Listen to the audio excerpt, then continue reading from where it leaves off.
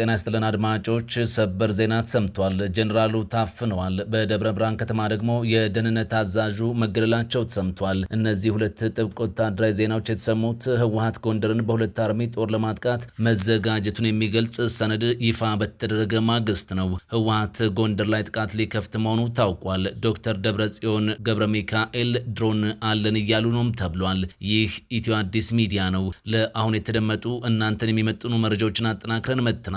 ተአማኒ መረጃዎቻችን ለብዙዎች ተደራሽ እንዲሆኑ አስቀድማችሁ ቪዲዮን ላይክ፣ ኮሜንትና ሼር እንድታደርጉ በአክብሮት እንጠይቃችኋለን። አሁን ዋና ዋናዎቹን አስቀድመን እንነግራችኋለን። ጀነራሉ ታፍነዋል። ወደ አዲስ አበባ እንዳይጓዙ ክልከላ እንድትጣለባቸው ታውቋል። ጀነራሉ ለጠቅላይ ሚኒስትር አብይ አህመድ ሚስጥር አሳልፈው ሊሰጡ ይችላሉ በሚል ነው የታፈኑትም ተብሏል። በዝርዝር እናስደምጣችኋለን። የደህንነት አዛዡም ተገድለዋል። የፋኖ ኃይሎች ከአዲስ አበባ 150 ኪሎ ሜትር ርቀት ደብረ ብርሃን ከተማ ዘልቀው በመግባት አዛዡን መግደላቸው ይፋ ሆኗል። ጎጃም ላይ ደግሞ ተነቅንቁ አይሎ 4 ከፍተኛ ጀነራሎች የሚመሩት የደጋ ዳሞቱ ውጊያ ተቀጣጥሎ ቀጥሏል። የአማራ ክልልን ነባራዊ ሁኔታ የተመለከተም አዲስ ዘገባ ወጥቷል። የህወሓት ጦር ጎንደርን በሁለት አርሚዎች ለማጥቃት መዘጋጀቱም ይፋ ሆኗል። የቡድኑ ወታደራዊ ዕቅድ አፈትልኮ ወጥቷል። ከምዕራብ አማራ እስከ ምዕራብ ጎንደር ያለውን ቀጠና ለማጥቃት ሰራዊት ማዘጋጀቱ ሾልኮ የወጣው ሰነድ አጋልጧል። ይህንንም ትሰሙታላችሁ። ብልጽግና ለማስወገድ ከውጭ ኃይሎች ጋር እየሰራን ነው ሲሉ የህወሓቱ ከፍተኛ ሰው ደብረጽዮን ገብረ ሚካኤል በይፋ በመቀሌ ተናግረዋል። ለዚህም ስትራቴጂክ እቅድ ነድፈናል ብለዋል። የተወደዳችሁ የኢትዮ አዲስ ሚዲያ ቤተሰቦች እነዚህና ሌሎች መረጃዎችን በዝርዝር እናስደምጣችኋለን። አሁን በቀጥታ ወደ ዝርዝሮቹ እናመራለን። በቅድሚያ ብልጽግና ለማስወገድ ከውጭ ኃይሎች ጋር እየሰራን ነው ሲሉ ደብረጽዮን ገብረ ሚካኤል ተናገሩ።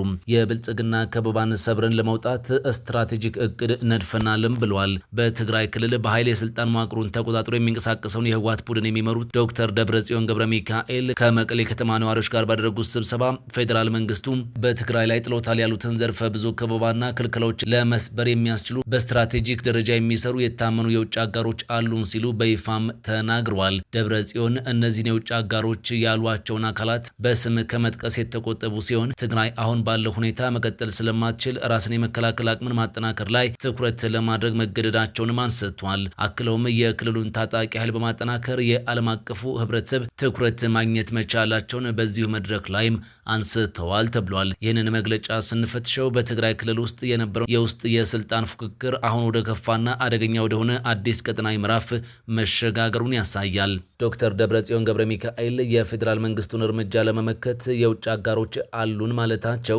በቀጠናው ላይ አዲስ የውጭ ኃይላት ጣልቃ ገብነት የመጋበዝና የአገሪቱን ሉዓላዊነት አደጋ ላይ የሚጥል ስልታዊ ዝግጅት መኖሩንም ያመላክታል። በተለይም በዚህ ሰዓት በአፍሪካ ቀንድ በሱዳን ጦርነትና በቀይ ባህር ዙሪያ የሀያላን ሀገራት ፍላጎትና ስልታዊ ጥምረቶች በከፍተኛ ሁኔታ እየተቀያየሩ ባሉበት አውድ ውስጥ እነዚህን አገሮች በስም አለመጥቀስ ሆን ተብሎ የዲፕሎማሲያዊና ወታደራዊ ሚስጥራዊነት ለመጠበቅ እንዲሁም በፌዴራል መንግስቱ ላይ የስነ ልቦና ጫና ለመፍጠር የታለመ ስልት እንደሆነም በተንታኞች በኩል ተነስቷል። በሌላ በኩል ታጣቂ ኃይልን በማጠናከር የዓለም አቀፉን ማህበረሰብ ትኩረት ማግኘት መቻላቸውን መግለጻቸው አሁንም በክልል ውስጥ ያለውን የትጥቅና አማራጭ ወታደራዊ መዋቅርን እንደ ዋነኛ የፖለቲካ መደራደሪያ መሳሪያ የመጠቀም ጽኑ ፍላጎት እንዳለም ያሳያል። ይህ አካሄድ ከዚህ ቀደም በፕሪቶሪያ ሰላም ስምምነት የተገኘውን አንጻራዊ መረጋጋት ሙሉ በሙሉ አደጋ ላይ የሚጥል ከመሆኑም በላይ በጦርነትና በከፍተኛ ኢኮኖሚ ቀውስ የዛለውን የትግራይ ህዝብ በድጋሚ ለሌላ አላስፈላጊ ወታደራዊ ግጭትና የንጹሃን ደም መፋሰስ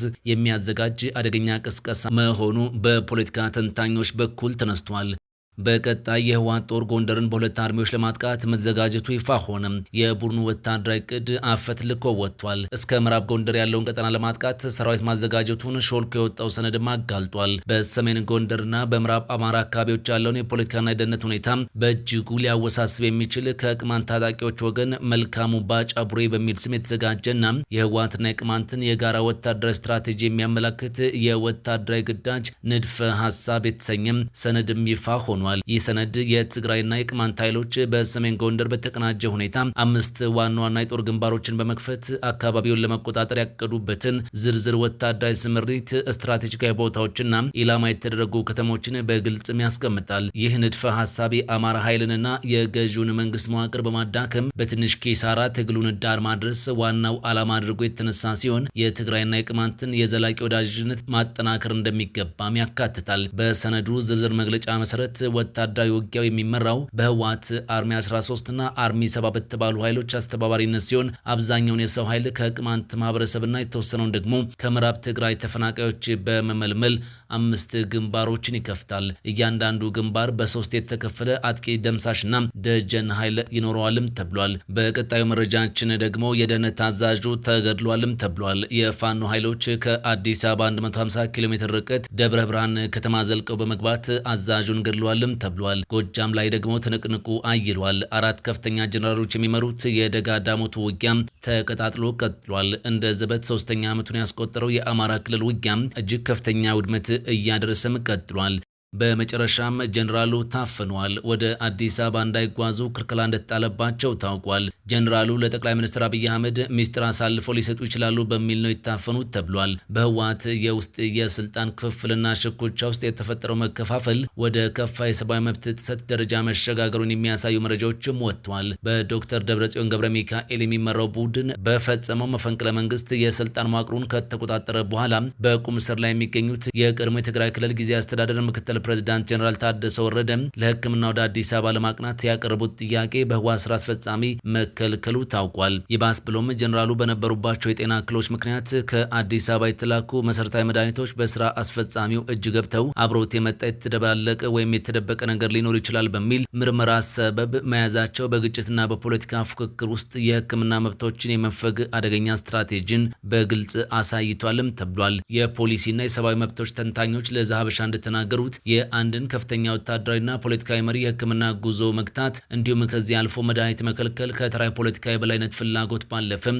የተቋሚን አካላዊ ስነልቦናዊ አቅም የማዳከም ስልት ነው። የጀነራሉ ቤተሰቦች መድኃኒቱ እየተመረመረ ነው በሚል ምላሽ መስጠቱ በመቀሌ ያለው የደብረ ጽዮን ወገን ያለበትን ከፍተኛ የደህንነት ስጋትና አለመተማመን የሚያሳይ ቢሆንም በዓለም አቀፉ የሰብአዊ ህግጋት ግን በፍጹም ተቀባይነት የሌለውና የፖለቲካዊ ክስረት ምልክት ተደርጎ የሚወሰድ አካሄድ ነው ተብሏል። ይህ አይነቱ የህክምና መብትና መድኃኒትን ለፖለቲካዊ ጫና የመጠቀም ስልት በሌሎች ሀገራትም የአምባገነን ስርዓቶችና ታጣቂ ቡድኖች ውስጥ የውስጥ ተቀናቃኞቻቸውን ለማንበርከክ በሰፊ የተጠቀሙበት የታሪክ ጠባሳ ነው ተብሏል። ክቡራትና ክቡራን ውድ የኢትዮ አዲስ ሚዲያ ቤተሰቦቻችን ለሰዓቱ የተዘጋጁ መረጃዎቻችን እነዚህን ይመስሉ ነበርም። መረጃዎቻችንን እስከ ፍጻሜው ድረስ በመቆየት ስለተከታተላችሁና ስላደመጣችሁልን ከልብ እናመሰግናለን። ኢትዮ አዲስ ሚዲያን ሰብስክራይብ፣ በቪዲዮዎቹን ደግሞ ላይክ እና ሼር በማድረግ እንድታጋሩልን በአክብሮት እንጋብዛችኋለን።